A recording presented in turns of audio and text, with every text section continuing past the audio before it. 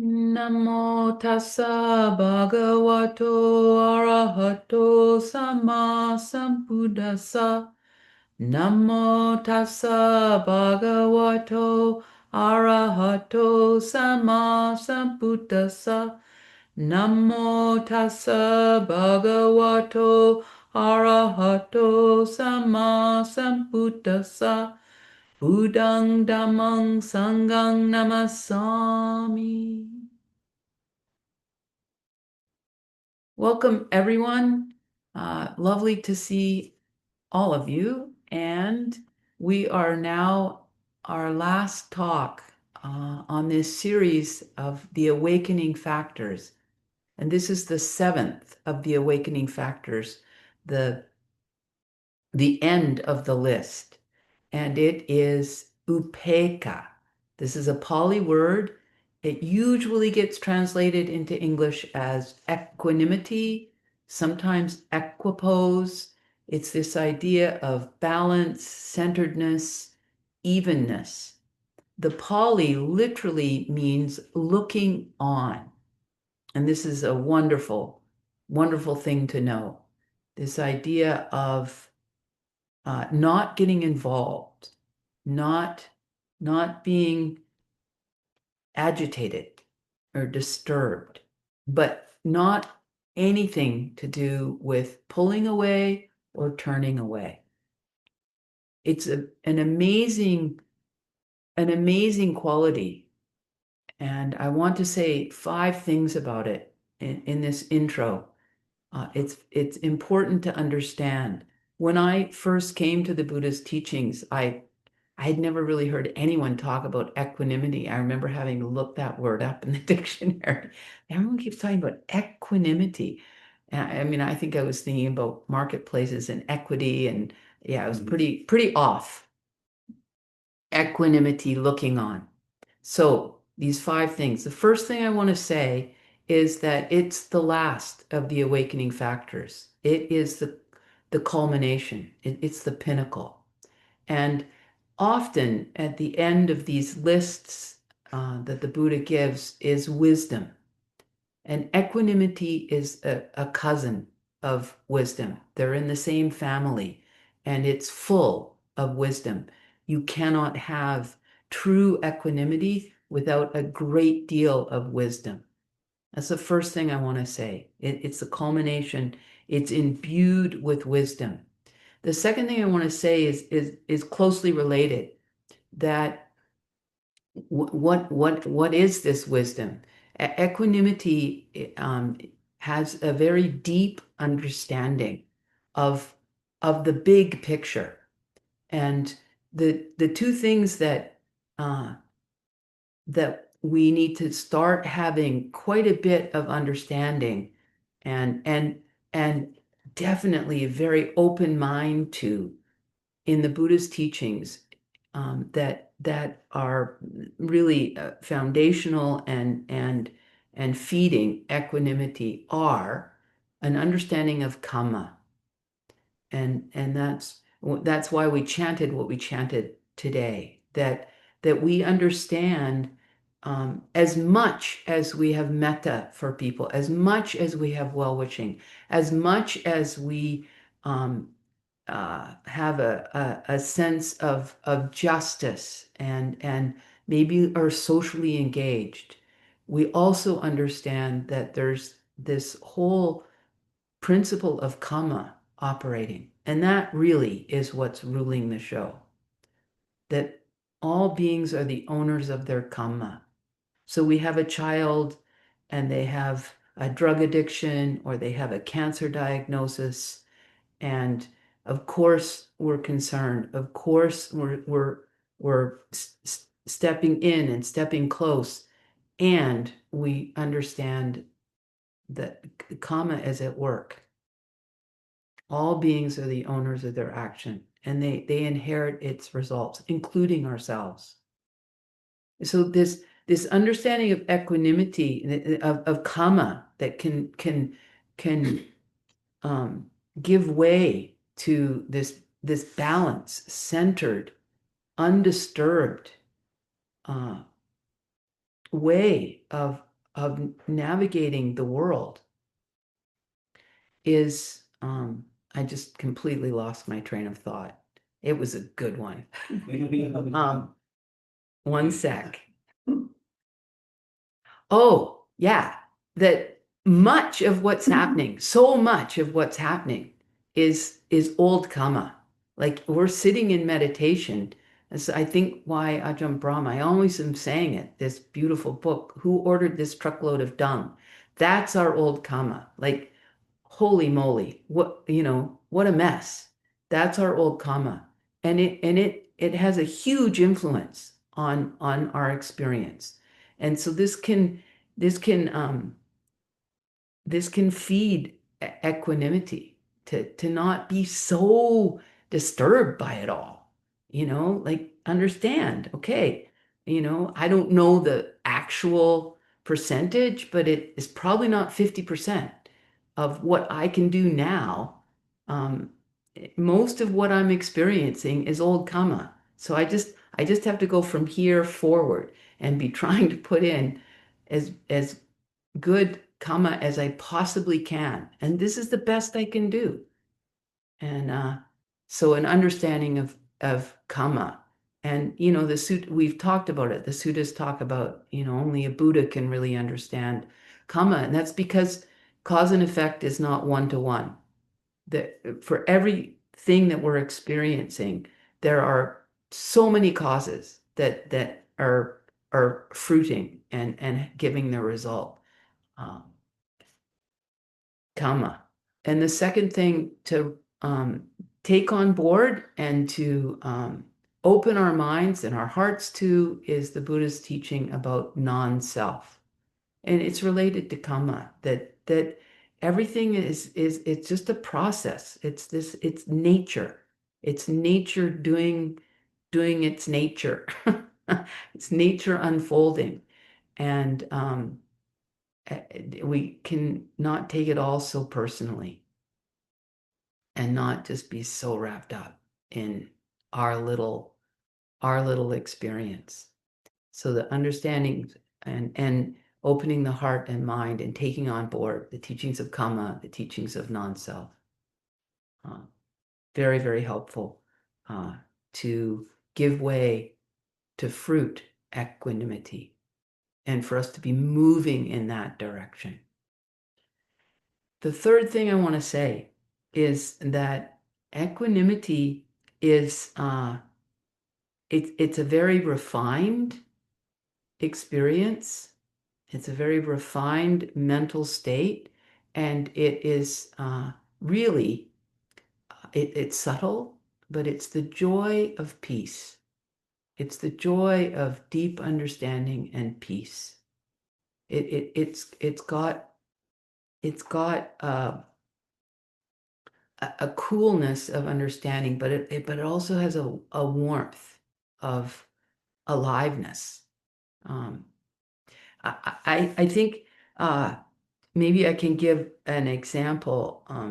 Ayya Nandi used to talk, and she's a nun that lives in Perth, just outside of Perth, at Sati Serenia Hermitage, and she's who I initially ordained with.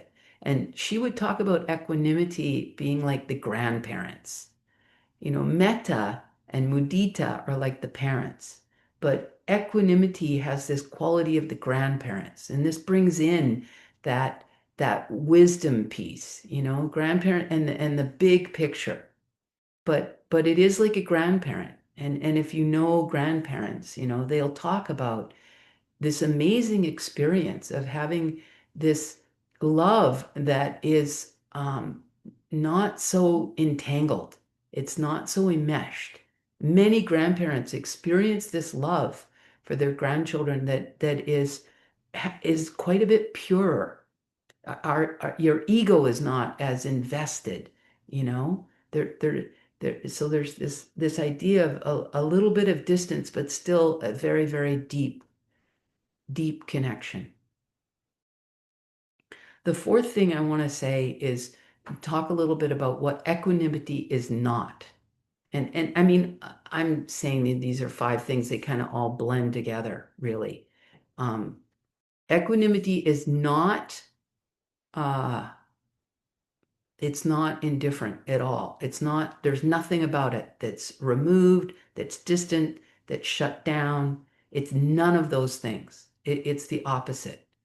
Um, but and so it it it's the only quality I can think of that has this coming together of connection with no agitation, no skin in the game, just clarity, connection and clarity. And the other thing that it's not is it's not passive. There are examples in the suttas, and there's examples from the Thai forest tradition. Ajahn Chah um, had a follower, had a monk that at one point, this is a story that gets told a lot. At one point, half of the roof of his kuti caved in. And he thought, oh, I'll just practice equanimity and I'll move over to the other half of the kuti where there's a roof.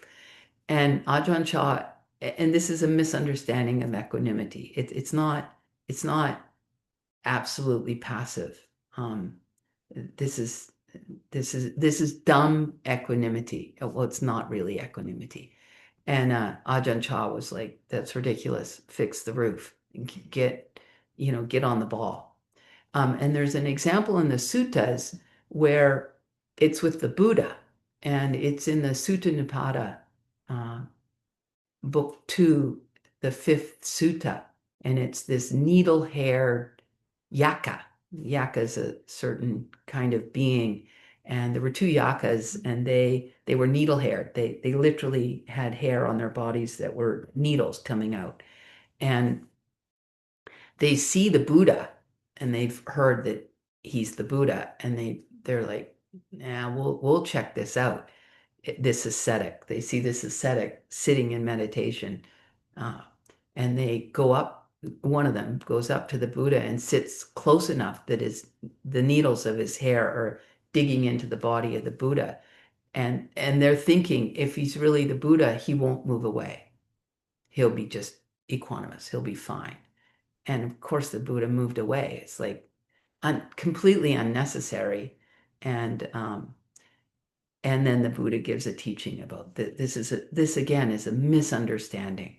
And so I think the serenity prayer really captures this part of equanimity. Um, that, may I have the courage to change the things I can change, fix the roof of the kuti, move away from the needle hair. Um, and may I have the serenity to accept the things that I cannot change. And this is that understanding of kamma. And then may I have the wisdom to know the difference. This is, we could almost call it the equanimity prayer. May I have the courage to change the things that I can change. Again, an understanding of kamma. What is within my domain? May I have the serenity. May I have the equanimity to accept the things I cannot change.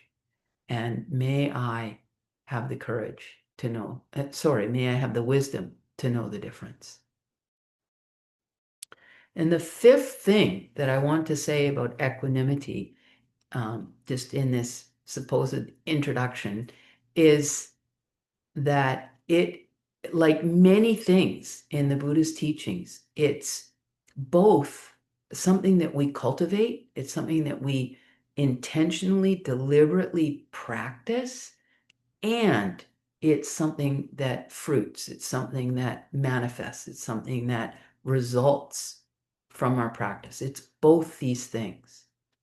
And in terms of the fruiting of equanimity, the absolute uh, the absolute pinnacle of this exalted state is in the fourth jhana, a very deep state of meditation that by that time, equanimity is really the descriptor of that experience. And it's very, very subtle, and it's completely, completely still. The mind is not moving at all. The attention is not moving at all. In fact, by the fourth jhana, the body is no longer breathing.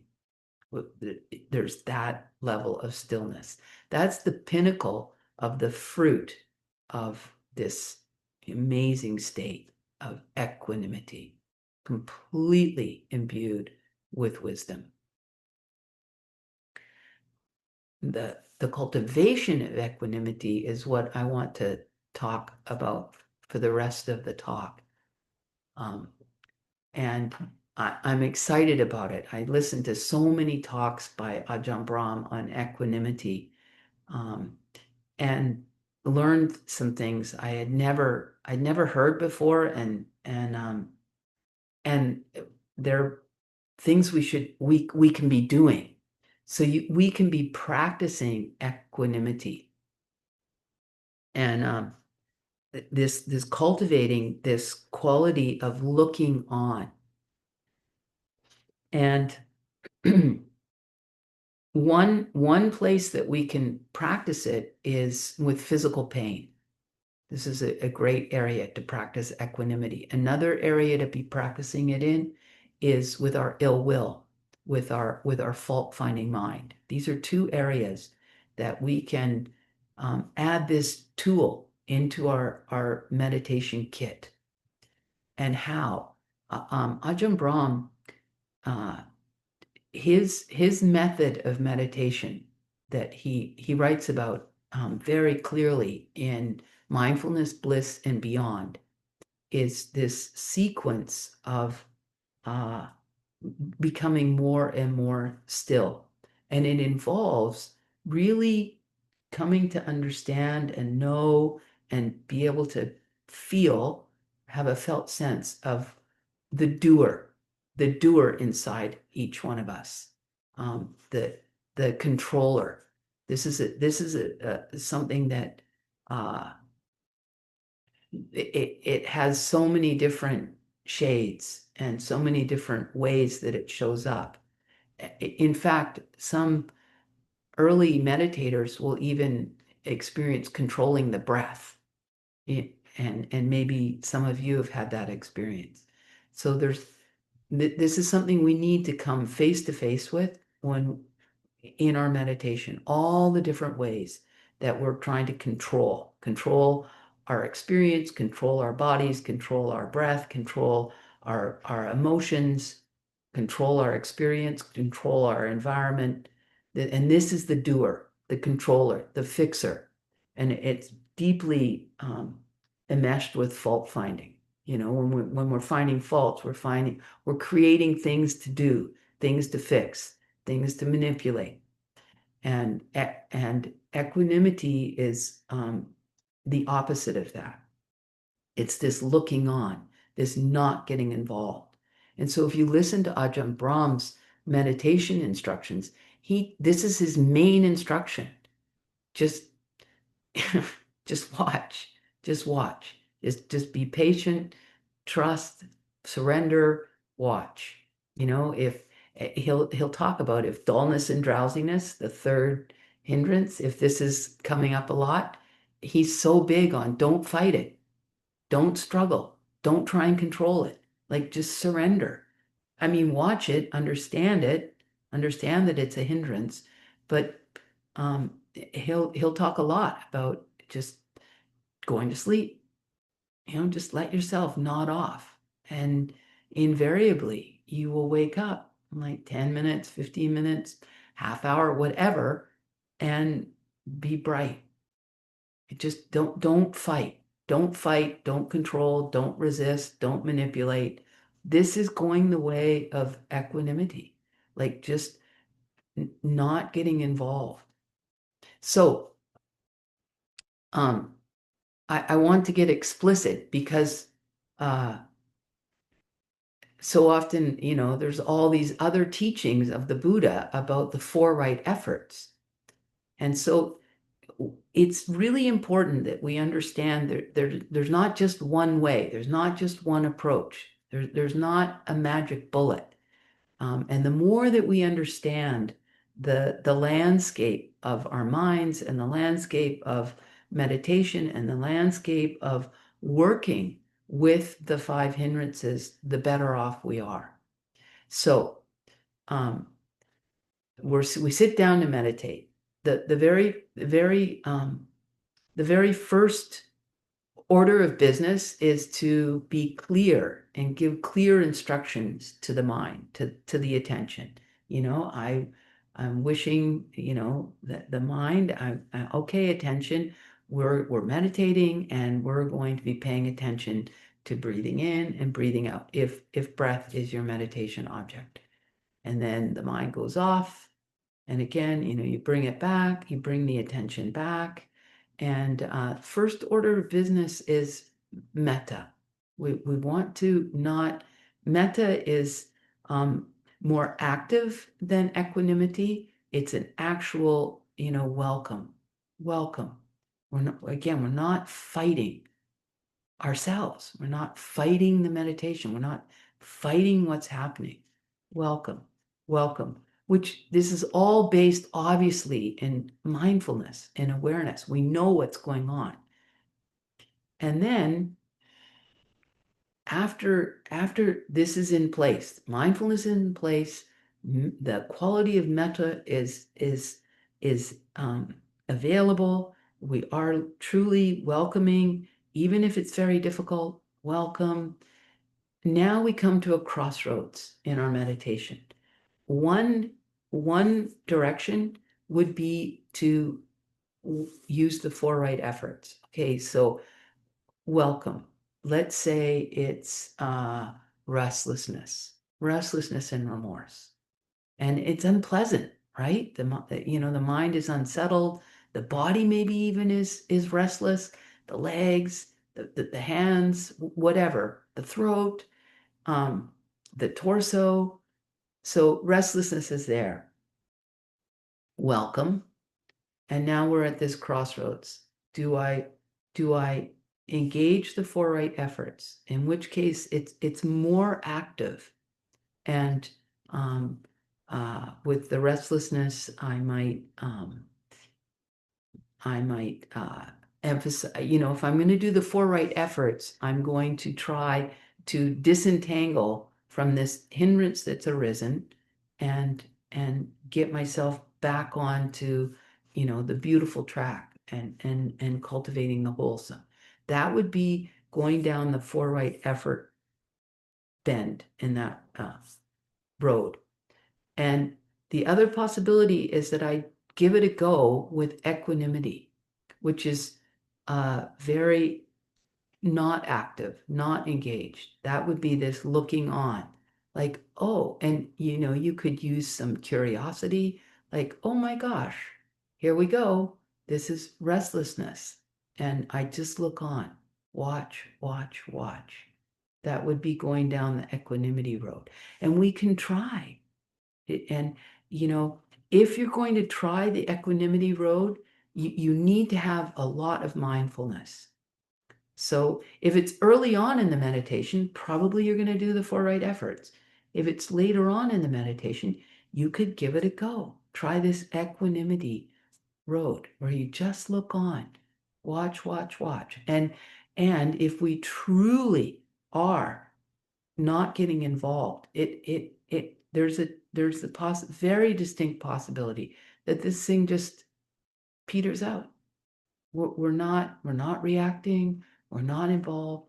It's like almost a deeper acceptance than metta. It's got this wisdom piece.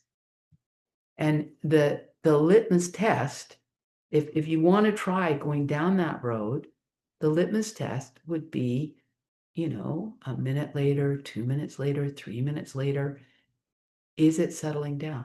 Is this going towards more peace? And if not, no problem. You back up and you take the four right effort turn in the road. But this is something we can be doing in our meditation. And Ajahn Brahm, it's his main instruction. Don't get involved. because I think that it does counter so much of our Western conditioning about do, fix, fix, fix, me. Another way that we can practice equanimity, and again, this is directly from Ajahn Brahm, it's something that he did a lot, apparently, his early days in Thailand when he was training with Ajahn Chah. And he said that he had this mantra, and it's 2 words, and the mantra was no desire. And he would be meditating, and then he would put that mantra into the mind stream, no desire. And he would pause and he would watch.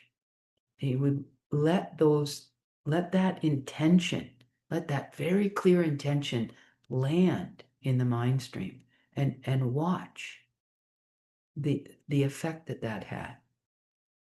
Um, and this is powerful. And we talked a bit about this when we did the series on the mental factors that co-arise in the wholesome mind.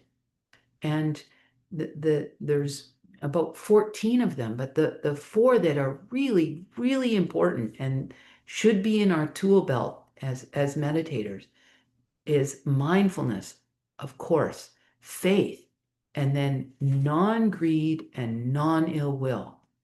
And these are really important to experience and to feel and to, nudge the mind toward and to be noticing and underscoring while we're meditating. And this mantra of no desire is completely pointing the mind and the attention in that direction. No desire, because this is equanimity. Uh, I mean, eventually, when there's no desire, when greed is completely uprooted, this will be what will be left, is this equanimity. So this mantra of no desire, uh, it's something that is really delicious to practice, and um, and very faith strengthening to notice and to understand, have that experience, just these moments where everything's completely okay. Is it exactly the way I'd like it to be? No. Is it perfect? No, but it's okay. That's equanimity, and that's no desire, and it's very peaceful. And we all can touch into that, all of us. We can't stay there very long until we're more purified, but we can experience it. No desire. Hallelujah. Hallelujah. No desire. So this idea of like physical pain, because we all are going to be experiencing that. If you start to sit longer, even if you're sitting in a chair, the body has a nature. And I mean, even when we're asleep, there's still a restlessness there. We're still moving. We're adjusting our posture. So working with equanimity with physical pain, again, it's like the serenity prayer, you know. Uh, Sangamita and I, a couple of times a year, do a day long for introduction to Buddhism and meditation. And Sangamita is great at this, helping people get in as comfortable a position as possible. That, the knees are supported, that the back is straight as possible, that the head is balanced, that the arms aren't dragging, that, the shoulders are in a good position. This we do. We get in as good a position as we can. And so this is the, courage to change what I can change. And then um, often we are going to experience different energies, different sometimes different emotions that are stored in the body, sometimes traumas that are stored in the body, and just to keep the body still. You come in contact with all the ways that we're actually just moving away, moving away, moving away. But if you keep the body still, then you come in contact, and then you can practice equanimity, where you don't get involved. And many of us have had these experiences where um, we don't want to be foolish, but often, again, just looking on, things work themselves out. They have their own nature. It takes faith and it takes surrender, and it is possible. This idea, there's nothing else I can do, so I'm going to do nothing. That's equanimity. And there's a fridge maggot, right, that says, don't just do something, sit there. This is equanimity. Looking on, not getting involved, putting down the doer. Uh, Again, based in wisdom and understanding of karma and not self, and an amazing experience when you touch in to these times of true peace that is not dependent on things being a certain way. It just peace with the way things are. So I'll end there. Andamayang Dhammakataya Sadhu Kanandanamase Sadhu Sadhu Sadhu Anumodami. So we have a few minutes if